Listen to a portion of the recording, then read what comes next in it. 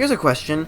How are we supposed to view the MCU? Do they want us to be paying specific attention to the interconnected, overarching story, or is that just a fun little background thing so that they can do these big crossover films? Is it more important to view all these films as introductions for characters that will feed into a larger story, or as stories in their own right? Maybe the question I'm really trying to get at here is the MCU actually going anywhere? I was really excited for Infinity War precisely because it seemed poised to answer those questions. It's the Marvel movie, the culmination of 10 years and 18 films of build-up. This, combined with the upcoming Avengers 4, would be the turning point, the end game, the moment where it all comes together. That was the promise. And you know what? Going into this movie, having watched the last 3 MCU films, it really felt like they planned on keeping that promise. Not only were Spider-Man Homecoming, Thor Ragnarok, and Black Panther really strong films in their own right, they also danced the interconnected universe tango really well, creating a sense that the overarching story of the MCU was progressing. Spider-Man Homecoming effectively establishes a reason for Peter to not be an Avenger and stay out of the action, grounding it in the movie's themes, and also deals with the aftermath of the first Avengers film like none of the others did. Taika Waititi performed an incredible feat of tonal maintenance with Thor Ragnarok while also moving Thor, Loki, and the other Asgardian stories along towards the future, with some lasting consequences, some character growth, and a side order of fun and comedy unrivaled by any other film in the MCU. Black Panther managed to be a fun blockbuster film with kick-ass action beats, and a cultural achievement with underlying themes about race, isolationism, and separate cultures that are tied up beautifully by the ending, in which Wakanda decides to bridge the gap and share its resources with the rest of the world. All 3 films ended with the characters and their respective movie elements in new places, creating a real sense that the world was changing and that the MCU was actually going somewhere. And then Infinity War happened. And it seems fairly telling to me that it opens by erasing all of the progress that Thor Ragnarok made. All that talk about Asgard isn't a place, it's a people. We have to save the citizens of Asgard. Come on, hurry, get them aboard the ship. Oh great, now Thanos just killed every single one of them. Nice. Odin tells Thor that he's the god of thunder, not hammers. The power comes from within him. The hammer was just to guide it. He doesn't need a weapon. Oh crap, Thanos is here. Better go spend half the movie forging a weapon with giant Peter Dinklage. Loki goes through a character arc in Ragnarok, choosing to stay with his brother, fight for his people, and earn their respect legitimately rather than being a predictable little traitor. But still has a bit of mischief going on with the Tesseract, so maybe he'll grow some more in the future. Nope, he's dead because the writers can't figure out how to put Loki next to the Avengers without them wanting to arrest him. Thor loses an eye fighting Hela, creating a thematic link between him and his father and solidifying him as not just a king of Asgard, but a king of Asgard who has paid for his mistakes and learned from them. Except now literally every single other Asgardian is dead and Thor got a new eye from Rocket. It would have been fine if it had been bionic, which could have worked as a way to show that he has suffered and overcome, but it just looks like a normal eye. He might as well have never even lost it. And while Thor Ragnarok takes the brunt of the disrespect from Infinity War, it isn't the only previous MCU film that Thanos dumps on. Guardians of the Galaxy had a really cool romantic subplot going on, which is one hell of a rarity in this day and age. I mean, it wasn't the most well-made love story in the world, but it was at least compelling. I really liked the way they let it unfold across multiple movies, taking their time building the relationship between Quill and Gamora. Throughout both Guardians movies, I kept waiting for them to do the generic "and now they kiss" moment, but they held off and let the romance build more naturally towards a payoff.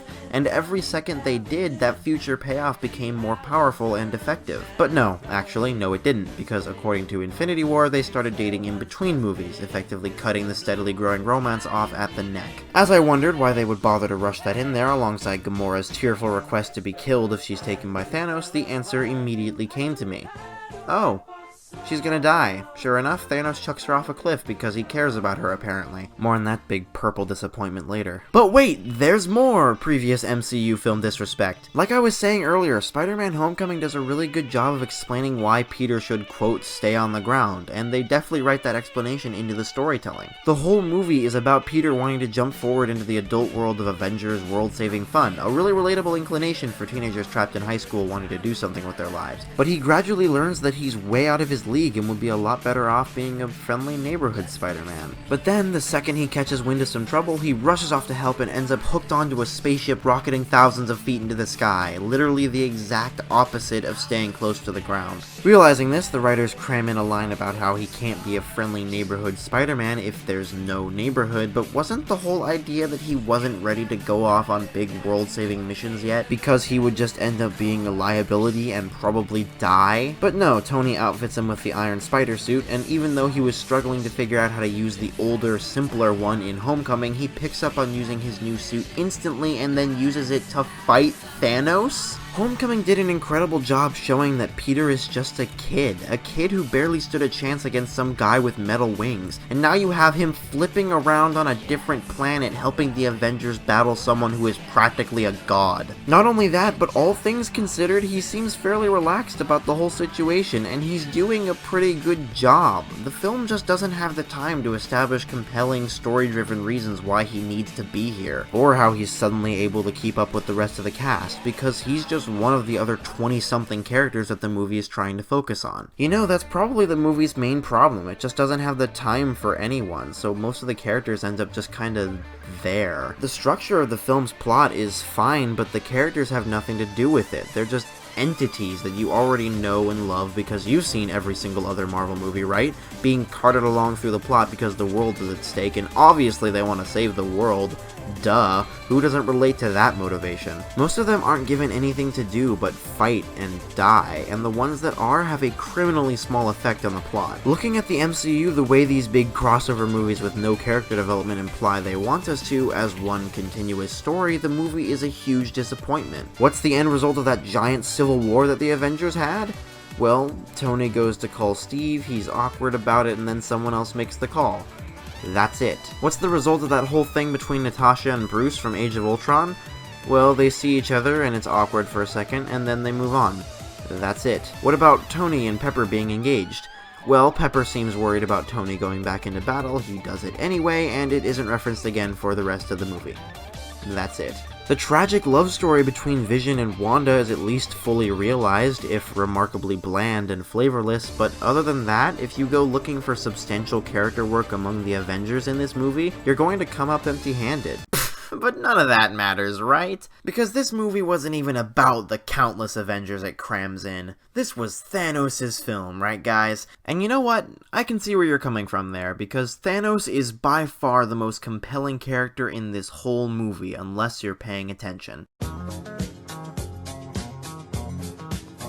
Everybody was losing their collective marbles over this dude, calling him a super good villain because he actually has a motivation and isn't just a big bad trying to destroy the world for no reason. I love that even after Killmonger, our standards are so low that everyone is willing to love this guy because, wait for it, he has a reason. Don't get me wrong, giving your villains clear reasons for wanting to achieve their goals is important, but this motivation also needs to fit the character's psychology and make sense. But having it fit Thanos' character is out of the question, because that motivation is his entire character. The only other thing he has going on outside of his quest for universe balancing is his nonsensical relationship with Gamora. This is in the movie solely for the purpose of showing that Thanos feels emotion about things, enough to shed tears when he's forced to sacrifice his daughter. But the thing is, it's not actually showing us, it's telling us, because we have no reason to buy it. There's no why he thinks that way, no explanation as to how he is the way he is. Looking at the half-hearted attempt at a relationship between Gamora and Thanos, we get some surface level stuff about how he expected better, but we don't get any of the how and why he gives a single care about her on an emotional level, nor any of the details about their relationship. Seriously, how exactly does this thing work? Or not work? What does it look like? Gamora is legitimately surprised that her father even likes her and spent her entire life hating him. So are we just supposed to assume that this is some kind of reverse Stockholm syndrome? Assume that Thanos feels emotion because he cries when his daughter has to die, even though that's completely inconsistent with, like,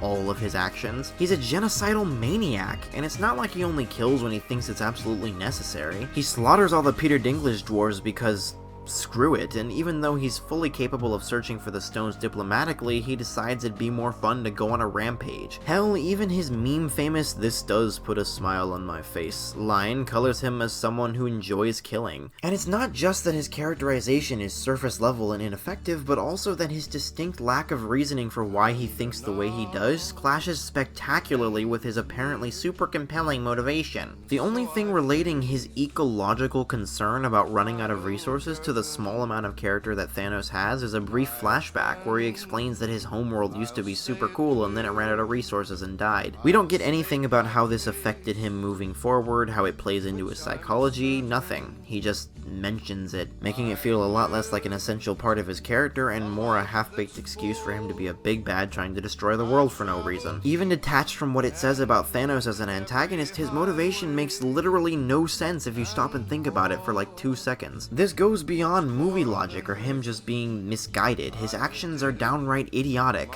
Nobody in real life besides MatPat thinks that killing half the people in the universe is actually an effective solution to anything. Yes, if we could just magically delete half the people in the world like they never existed, maybe we'd use up less resources and the environment would get better, but that's not how the world works, and killing is wrong. The discussion ends there. Light Yagami already showed us a much more nuanced version of Thanos' intent, but the show focused heavily on the fact that it was wrong, villainous. It condemned the idea of thinking that way, whereas Marvel seems to be bringing it up as a point of consideration. Unlike the Death Note, which is a clear metaphor for the death penalty in response to crime, there is no real-world equivalent of an Infinity Gauntlet. Marvel's not trying to say anything with this, it's just a motivation for motivation's sake. His goal is especially meaningless given that, in general, the universe seems to be doing just fine. I mean, his homeworld fell, but the rest of the Marvel universe has yet to feel any of the effects of running out of resources. Can you imagine how much cooler it'd be if Thanos was worried about solving something that we actually saw causing problems throughout the MCU? Or, you know, something with any relevance to the story and that could actually apply to real life in a meaningful way? But instead, he's entirely concerned with something that feels like it was selected from a villain motivation generator, making him feel like an extra dangerous monster of the week.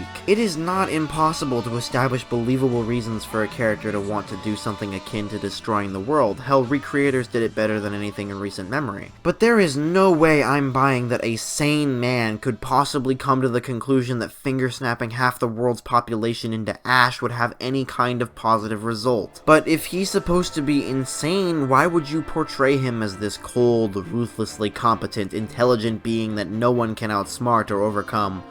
Wait, hold on a sec. You're telling me that his plan is actually working so far? Are you serious? Disregarding the extremely troubling thematic implications of that, because that's obviously not what they were trying to say, what kind of messed up universe is the MCU where slaughtering half a population actually helped them? Brought them peace and prosperity? Created a paradise? What are you doing, Marvel? Well, actually, I'll tell you what you're doing. You're coming up with a meaningless, surface-level excuse to do the big snap at the end. And you know what? Props, because you had me for a second. Thanos literally annihilates half the people in the universe with a snap of his fingers, making him the second coolest finger snapper in film. And when Bucky collapses into a pile of ash and the reality of what just happened sinks in, it's hard not to get chills running up and down your spine. I was stunned as I watched more and more of the cast drift away like dust in the wind, wondering if they were serious. And then they kill Black Panther, whose recent movie was the highest grossing Marvel movie of all time, and Spider-Man, who not only has a movie already announced for later this year, but also is Spider-Man.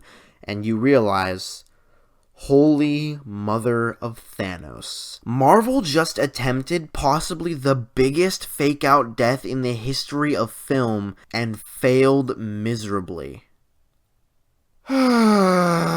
Do I even need to explain again why haphazardly pretending to kill people that you obviously have no intention of killing is a horrible, horrible idea? There's endless problems with it. It takes you out of the story, makes you feel like the writers don't respect your intelligence. It exposes you to the manipulation going on behind the scenes, allowing you to see the strings being pulled. It ruins your investment in the story and the belief that there will be any meaningful consequences whatsoever, creating a universe where death is met with the roll of the eyes instead of a horrified gasp. I think it's really telling that people's reaction to this following the immediate shock was to go home and make a bunch of high-quality memes about it. It's okay to laugh because obviously Peter Parker isn't permanently dead, obviously they aren't going to do a Guardians film with just Rocket, and obviously this whole thing is a ploy so that all the Phase 1 heroes can save the later ones in the next movie alongside Captain Marvel TM. And yeah, the moment is certainly shocking, at least for a second. Same goes for all the other deaths in the movie. Vision in particular, with that rewind time to bring him back to life only to rip his brain out trick being visceral without any need for gore. But Infinity War is kind of suffering from an Attack on Titan complex here.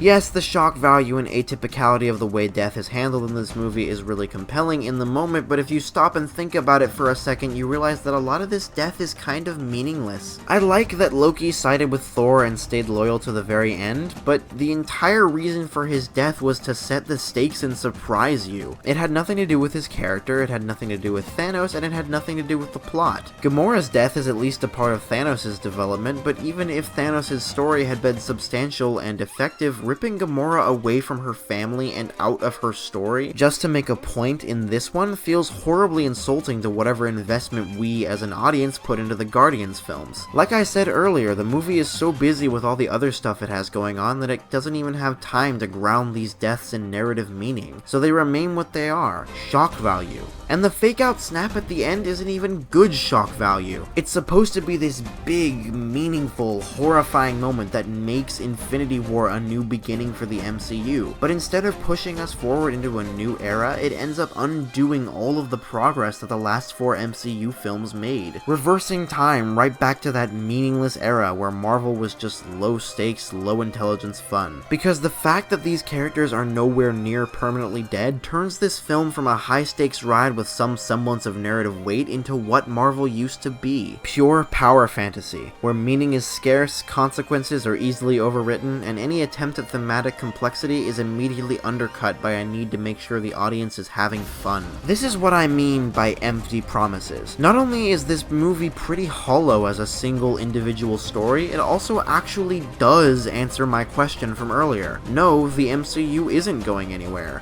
It's just spinning its wheels, continuing for the sake of continuing. Now that they've reached their big moment, it's clear to me that the reason it took so long to get there, the reason they're stretching it out across the year, and the reason they're probably going to start building up something in the background just like they did with the Infinity Stones the second Avengers 4 is over, is that they have no idea where this overarching story is going, what they're trying to do with it, and how it could possibly end. It has no direction, no meaning, no objective. And while individual artists like Ryan Coogler and Taika Waititi can always make some good stuff with the source material and budget provided, these big crossovers are just going to be perpetually pushing the grand overarching story of the MCU into the next movie for us to chase after while maintaining, or in this case reverting back to, the status quo. The next movie will definitely end on a more satisfying note, and it'll probably make some grand gesture to give us the impression that anything has changed, but it'll really just be more of the same, endlessly postponing the substance for the future. You can say that there will be payoff in the next movie over and over again, but we're going to have to stop using that argument at some point, because there never actually is, and there's going to be a next Marvel movie until long after half the current population has actually died. Call of Duty games are still getting made, no matter how much they've deteriorated, because people always play them, and Marvel movies will stop being profitable when the universe ends in heat death. So the MCU will never end. It's just going to keep wandering aimlessly for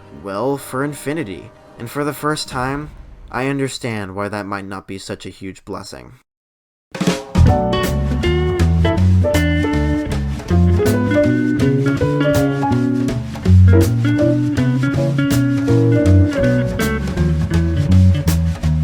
Back in the days when I was young, for me Paris was just a song. Street lights were shining in my head. Why don't you come here and see for yourself? Fashion and beauty